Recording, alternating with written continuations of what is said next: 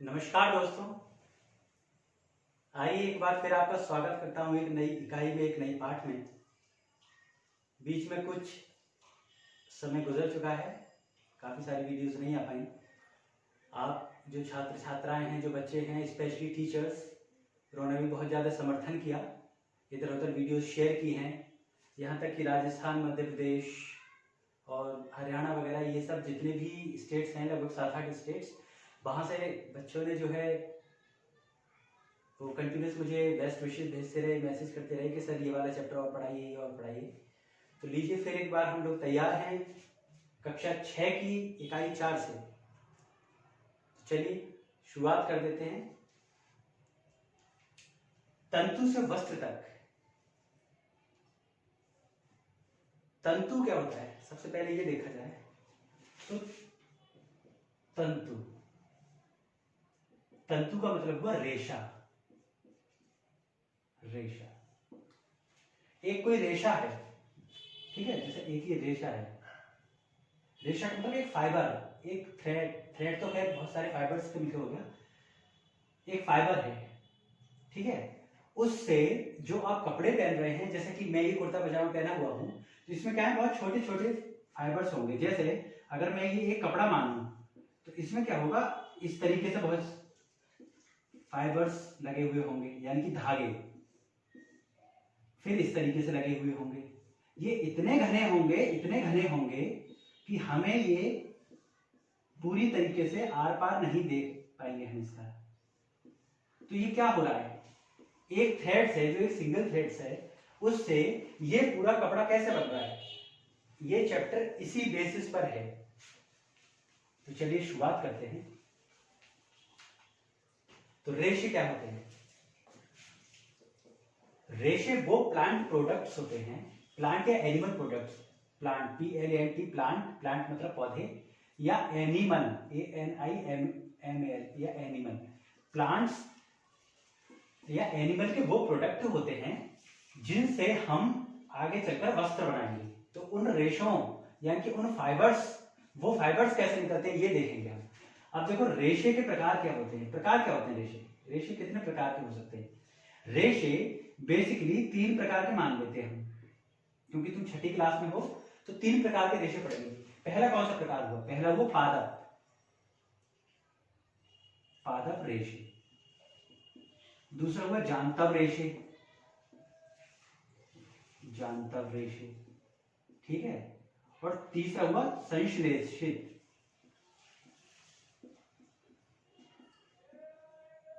रेशे। पादप, जैसे नाम से पता चल रहा है, पा से प्लांट यानी कि पौधा, तो वो रेशे जो पौधे से निकाले जाते हैं उन्हें हम पादप रेशे कहते हैं। जैसे फॉर एग्जांपल, तुमको सर ऐसे पढ़ाते रहते हो, एग्जांपल तो देते नहीं, तो उदाहरण के तौर पर EX का मतलब हो गया एग्जांपल। उदाहरण के तौर पर जो हम कपास यानी कि रुई का इस्तेमाल कर रहे हैं, कॉटन, COTTON, कॉटन, याद कर लेना ये स्पेलिंग, COTTON, कॉटन। कॉटन का मतलब रुई यानी कि कपास, जो मैंने कपास लिखा है इसको बोलते हैं कॉटन, COTTON, कॉटन। यानी कि जो हम कॉटन इस्तेमाल करते हैं, यानी कि दिवाली पे हम जो बत्तियां बना रहे हैं, या जब आप सुबह को पूजा करते होंगे, क्योंकि मैं हिंदू धर्म से हूं तो मैं पूजा करता हूं, तो उसमें जो आप रुई की बाती इस्तेमाल कर रहे हैं, या जो आप कान में डालकर कान जलाने के लिए इस्तेमाल कर रहे हैं, वो कॉटन किससे निकल रहा है, वो कपास यानी कि पौधे से निकल रहा है। तो वो कैसा रेशा हो गया, पादप रेशा हो गया। जांतव रेशा देखा, जांतव रेशा, जा से, अब देखो जा से जांतव और जा से जंतु, जंतु यानी कि वो रेशे जो एनिमल्स से निकल रहे हैं। भाई एनिमल्स को तो जंतु बोलोगे, और प्लांट्स को पौधे, वनस्पति। एप्रोप्रिएट वर्ड है वनस्पति, यानी कि वनस का पति, इसने मांग कर दी होगी।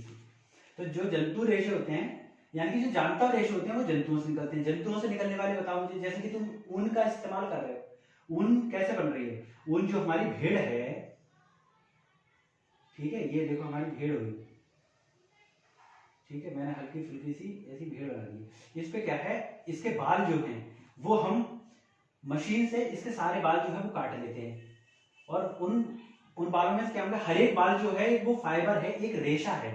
तो क्योंकि ये रेशे जंतुओं से निकल रहे हैं तो ये जांतव रेशे हो गए। अब संश्लेषित रेशे क्या होते हैं, यानी कि synthetic fibres, SYNTHETIC synthetic fibres, FIBRES fibres, synthetic fibre संश्लेषित रेशे। अब तुम अगर क्रिकेट खेलते हो तो तुमने सिंथेटिक की बॉल देखी होगी कि सिंथेटिक की बॉल से खेलेंगे। तो सिंथेटिक का मतलब होता है जो 2-3 चीजों से मिलकर एक बना दिया जाए। जैसे एक चीज ये थी और एक चीज थी ये। अब हमने क्या किया, लेबोरेटरी में जाके, फैक्ट्री में जाके इन दोनों का समागम करा दिया, मिला दिया, तो ये कुछ अलग सा ही प्रोडक्ट बन जाएगा। देखो ऐसा करके, या कुछ भी बन सकता है, ठीक है। लो ये ऐसा करके एक प्रोडक्ट बन जाएगा। तो ये प्रोडक्ट क्या होगा, इसमें इसकी भी क्वालिटी होगी और इसकी भी क्वालिटी होगी, इसके अच्छे गुण और इसके अच्छे गुण, ये दोनों मिलकर जब इसमें हम डाल देंगे तो हमने क्या किया, इसकी सिंथेसिस कर दी, यानी कि इसका संश्लेषण कर दिया। कोई दो चीजों को एक बना दिया, ठीक है, तो हमने संश्लेषण कर दिया इसका। तो सिंथेटिक फाइबर्स क्या होते हैं, वो फाइबर्स होते हैं जो कोई दो फाइबर्स को मिलकर जब बनाए जाए, यानी कि कैसे बनाओगे आप, तुम हाथों से तो बना नहीं लोगे, तुम्हें फैक्ट्री का इस्तेमाल करना पड़ेगा या किसी और चीज का इस्तेमाल करना पड़ेगा। तो तुम्हारे प्रकार हो गए पादप, पासक पौधे, यानी कि जो पौधों से बनाए जाए, जैसे कि कॉटन वगैरह, जानतब जो जंतुओं से बनाए जाए, जैसे कि ऊन वगैरह हो गई, और सिंथेटिक फाइबर्स हो गए तुम्हारे नायलॉन, पॉलिस्टर वगैरह वगैरह। तुमने कपड़े देखोगे कि नायलॉन का कपड़ा, अब नायलॉन जो है वो डायरेक्ट किसी पौधे से या जंतु से नहीं निकाला जा रहा है। नायलॉन, NYLON, नायलॉन, या पायरीन, ठीक है, नायलॉन, पायरीन, हाँ, पॉलिस्टर, कहते हैं पॉलिस्टर की साड़ी, पॉलिस्टर पॉलिस्टर की साड़ियाँ होगी, ठीक है। तो ये क्या है, ये किसी ना किसी दो प्रोडक्ट, दो या दो से ज्यादा प्रोडक्ट से मिलकर बनाए जा रहे होंगे।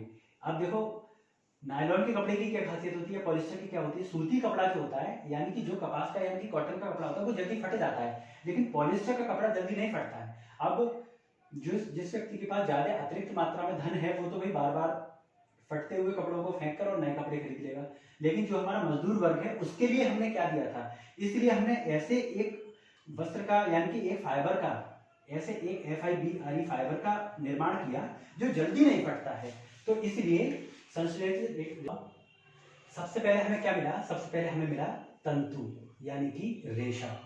सबसे पहले हमें एक रेशा मिला, ठीक है।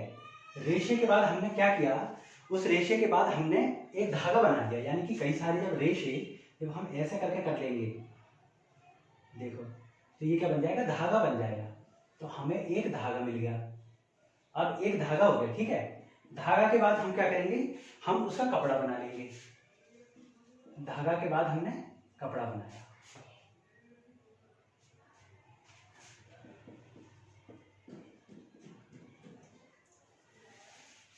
सबसे पहले हमें क्या हुआ, एक तंतु मिला, यानी कि एक रेशा मिला। देखो ये एक रेशा मिल गया। कई सारे रेशों को जब हम मिला देंगे, तो देखो कई सारे रेशों को जब हम मिलाएंगे तो हमें एक धागा मिल जाएगा। देखो ये एक धागा हो गया। अगर आपने पेचक का एक धागा निकाला होगा तो उस पेचक के धागे को अगर आप ऐसा करोगे तो उसमें बहुत सारे छोटे छोटे धागे दिखाई देंगे, तो वो बहुत छोटे छोटे धागे तंतु हैं और उनसे मिलकर एक बड़ा धागा बन रहा है, ये बड़ा धागा हो गया। अब इससे क्या होगा, जब हम ऐसे बहुत ज्यादा धागे मिला देंगे आपस में, यानी कि हमने बहुत सारे धागे मिला दिए, तब हमें एक कपड़ा मिल जाएगा। फिर हम दर्जी के पास जाएंगे और उससे क्या होगा, वस्त्र का निर्माण कर लेंगे। तो सबसे पहले हमें तंतु मिला, फिर धागा मिला, फिर कपड़ा मिला और फिर हमने उसका वस्त्र बना दिया।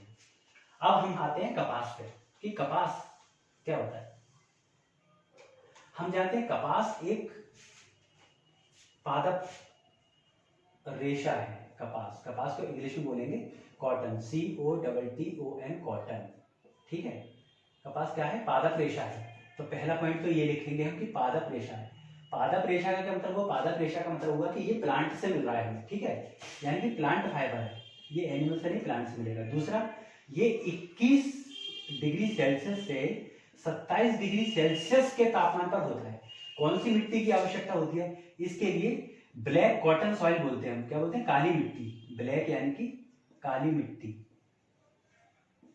तो जहां जहां काली मिट्टी पाई जाएगी वहां वहां ही हो जाएगी। अच्छा, काली मिट्टी की ही आवश्यकता क्यों पड़ती है, काली मिट्टी की आवश्यकता इसलिए पड़ती है, अब जैसे ये हमारा हिंदुस्तान हुआ, ये हुआ हमारा प्यारा हिंदुस्तान, ठीक है, लो हमने नेपाल को अपने में ही शामिल कर लिया अभी कुछ एक वक्त के लिए।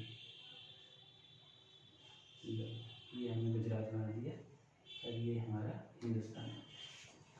ठीक है, तो काली मिट्टी कहाँ कहाँ पाई जाती है? देखो काली मिट्टी हमारी पाई जाती है इस जगह, राजस्थान, इस एरिया में हमारी काली मिट्टी पाई जाती है, कुछ गुजरात में भी पाई जाती है। तो ये मिट्टी जो है ये है काली मिट्टी। यहाँ काली मिट्टी पाई जाएगी और यहाँ ही हमारे कपास की खेती हो सकती है। अब तुम अगर राजस्थान में जाओगे तो तुम्हें कपास के खड़े हुए खेत मिल जाएंगे, यानी कि जो उनके बिनौले होते हैं वो सफेद सफेद सफेद सफेद सफेद पूरे उसमें दिखाई देंगे, तो कुछ भाग में, सारे भागों में नहीं, जहां जहां काली मिट्टी है। काली मिट्टी ही क्यों आवश्यक है? काली मिट्टी इसलिए आवश्यक है क्योंकि काली मिट्टी में एक जल को पकड़े रखने की क्षमता होती है, यानी कि वो क्या करता है, जल को पकड़े रखती है। जल को पकड़ना, ये प्रक्रिया कैसे होती है? जैसे एक, ये आगे आएगा तुम्हारे, अभी समझ लो। जैसे कि ये क्या है, सतह है, इसमें क्या होती है, बहुत छोटी छोटी सी इस तरीके की नलिकाएं होती हैं खेतों में। ठीक है, अगर तुमने देखा होगा कि हम जो है वो हल चला रहे हैं, तो वो क्यों चला रहे हैं? वो इसलिए चला रहे हैं ताकि ये नलिकाएं जो है वो ऐसा करके टूट जाएं और इनसे पानी जो है वो नीचे ना जा पाए, तो ये नलिकाएं होती हैं। तो ब्लैक कॉटन सॉइल में क्या होती है, ये जो मॉलिक्यूल्स हैं, इन मॉलिक्यूल्स के बीच में पानी रुक जाता है, इसलिए पानी को पकड़े रखती है काफी लंबे समय तक। और जैसे बालू मिट्टी हुई या डेजर्टेड सॉइल हुई, DESERT, डेजर्ट, जो हमारा डेजर्ट हुआ, उसमें यही जो है वो दूर दूर होते हैं, तो पानी जो है वो ऐसा करके सीधे नीचे निकल जाता है, समझ रहे हो, रुक नहीं पाता है। इसलिए हमारी अच्छी खेती ब्लैक सॉइल में या एलुवियल यानी कि जालोड़ मिट्टी में हो सकती है। बाकी और जो फसलें जिनमें पानी की आवश्यकता ज्यादा नहीं होती वो तो ऐसे स्थान पर हो सकती है, वरना नहीं हो सकती हैं। अब होता क्या है, अब देखो बसंत ऋतु के बाद जो होता है, 2 महीने के बाद कपास की झड़ी तैयार हो जाती है, यानी कि बसंत ऋतु के बाद, बसंत की ऋतु आई, उसके बाद 2 महीने बाद कपास की खेती तैयार हो गई। ठीक है, ये कपास के देखो बिनौले बन जाएंगे, ये देखो, और इनके ऊपर क्या होगा, ये रेशे होंगे। ठीक है, यही पूरे खेत में तुम्हें दिखाई देंगे, तो तुम्हें कैसा लगेगा कि जैसे पूरा खेत जो है वो बर्फ से ढक गया है। ये क्या हो गए, बिनौले हो गए कपास के बिनौले। ठीक है, इन बिनौलों को हम तोड़ लेते हैं, उसके बाद क्या करते हैं, ये जो ऊपर के फाइबर्स हैं, इन फाइबर्स को हम इसमें से निकाल लेंगे। इन फाइबर्स को निकालने के लिए एक टर्म इस्तेमाल किया है, उनको बोलते हैं कपास का ओटना, यानी कि कपास ओटना। जहां कपास की खेती होती है वहां मजदूर रखे जाते हैं, इसलिए ताकि कपास को ओटा जा सके, कपास को निकाला जा सके। इंग्लिश में इसको बोलते हैं cotton ginning, COTTON ginning, GINING, यानी कि कॉटन गिनिंग। इसको निकालने के बाद इन रेशों को बहुत अच्छे तरीके से अलग कर लिया जाता है। फिर उनको क्या करेंगे, हम धागा बनाएंगे। धागा बनाने के बाद उसका एक कपड़ा बन जाएगा और उसके बाद हम उसका वस्त्र बना सकते हैं। ठीक है, अब ये तो हमारी साधारण चीज हो गई। अब हमने क्या किया, हमने साइंस का इस्तेमाल किया, SCIENCE, हमने विज्ञान का और टेक्नोलॉजी का इस्तेमाल किया, LOGY, टेक्नोलॉजी समझते हो। हमने साइंस एंड टेक्नोलॉजी का इस्तेमाल किया। कैसे किया कि जो कपास का पौधा है, हमने उस पर क्या किया, एक पौधे की किस्म बना दी BT कॉटन, COTTON, BT कपास। ठीक है, अभी BT कपास क्या होता है, तो जो हमने कॉटन बनाया, यानी कि जो कॉटन का बिनौला था, देखो ऐसे, उसमें क्या था, बहुत सारे, अब जैसे हम खेती कर रहे हैं तो उसमें क्या लगता है, हमारा इंसेक्टिसाइड, पेस्टिसाइड वगैरह भी सब चीजें लग जाती हैं।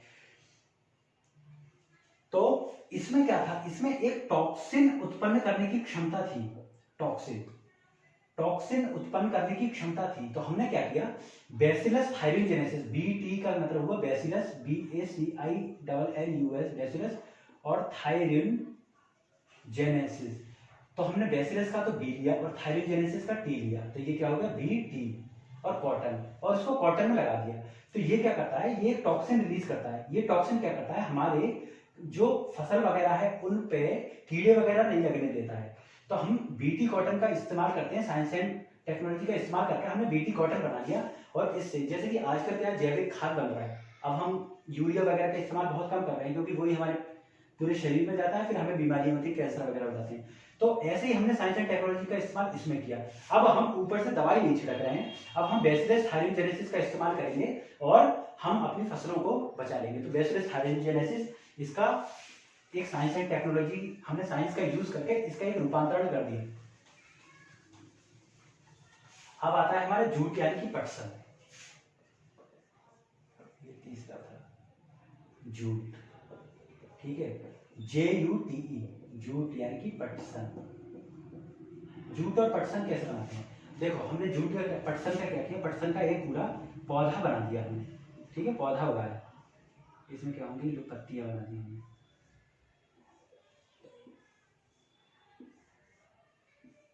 ठीक है, ये अब हमने क्या किया, जैसे ये पौधा हो गया तो 3-4 महीने बाद, मंथ्स, 3-4 मंथ्स बाद इसको यहाँ से काट लिया और इन पौधों के बहुत सारे हमने बंडल बना दिए, ठीक है। ये कैसी सॉइल में होते हैं, ये होते हैं हमारे एल्यूवियल सॉइल, ALLUVIAL, एल्यूवियल यानी कि जलोढ़ मिट्टी। जलोढ़ मिट्टी कहाँ कहाँ पाई जाती है, जलोढ़ मिट्टी पाई जाती है पश्चिम बंगाल यानी कि वेस्ट बंगाल, आसाम, इन राज्यों में पाई जाती है। यानी कि जो हमारा इंडिया है, जो हमारा प्यारा भारत है, ये इसमें बंगाल देखो यहाँ रहा, आसाम यहाँ रहा, इस साइड की जो स्टेट्स हैं इनमें हमारी जलोढ़ मिट्टी पाई जाएगी यानी कि एल्यूवियल सॉइल। अब इनमें ही हो सकता है। अब हमने क्या किया, इन सारे पौधों को काट कर और गठरी बांध के रख दिया। अब हमने क्या किया, रुके हुए पानी में, वो पानी जो रुके हुए हो यानी कि जैसे कि तालाब वगैरह, उनमें क्या किया, इसकी गठरी बांध के रख दी। हम ज्यादा इस पौधे को इसलिए नहीं बढ़ने देते क्योंकि जैसे जैसे पौधा ज्यादा बढ़ेगा वैसे वैसे ये सख्त होता चला जाएगा, यानी कि पेड़ में परिवर्तित होगा तो इसके अंदर बहुत सारे वो सख्त हो जाएगा, फिर वो हमारे किसी काम का नहीं रहेगा। तो हम जब वो सख्त नहीं होता है उसको काट कर और उसकी गठरी बनाकर ऐसे रुके हुए पानी में यानी कि तालाब में डाल देते हैं। अब इससे क्या हुआ, ये फूलेगा, इसके अंदर पानी भरेगा, यानी कि जो सेल्स होंगे इनके अंदर पानी भर जाएगा। पानी भरने के बाद ये सेल्स जो है वो फूलेंगे और ये अलग अलग हो जाएंगे, सब सेल्स, ये सेल्स अलग अलग हो जाएंगे तो हमें क्या मिल जाएंगे, रेशे मिल जाएंगे। फिर हम इनसे जो है वो रेशे निकाल लेंगे, यानी कि हम इसको क्या बोलते हैं, पटसन की रेटिंग। जैसे हमने उसको कॉटन बिनिंग बोला था ना, तो अब हम इसको बोलेंगे पटसन रेटिंग, यानी कि अब हमने इसकी रेटिंग कर ली, इसको हमने निकाल लिया। अब फाइबर निकल गया, फाइबर के बाद हम क्या करेंगे, उसको थ्रेड बना लेंगे यानी धागा बन जाएगा, उसी का वस्त्र बनेगा। कि कताई क्या होती है, कताई, तुमने देखा होगा कि गांधी जी का जब फोटो देखा होगा तो तुमने उसमें एक चरखा देखा होगा, वो चरखा क्या है, तो यहाँ पे इसका वो लगा होगा घुमाने वाला।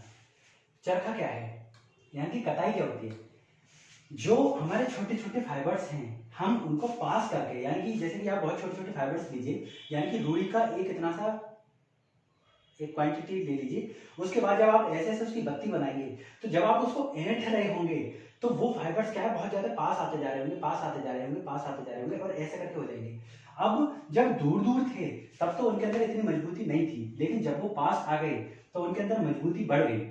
तो कताई क्या है, कताई एक ऐसी ही प्रक्रिया है जिसमें बहुत सारे रेशों को पास लाकर उन्हें ऐंठा जाता है और हम उनको क्या करते हैं, धागों में परिवर्तित करते हैं, फिर उनको रील बनाकर इस्तेमाल कर लेते हैं। अब आया हमारा बंधाई, बंधाई यानी कि बांधना, ठीक है। अब हमने क्या किया, उनको जैसे बहुत सारे हमारे पास थ्रेड्स हो गए, THREADS, थ्रेड्स मतलब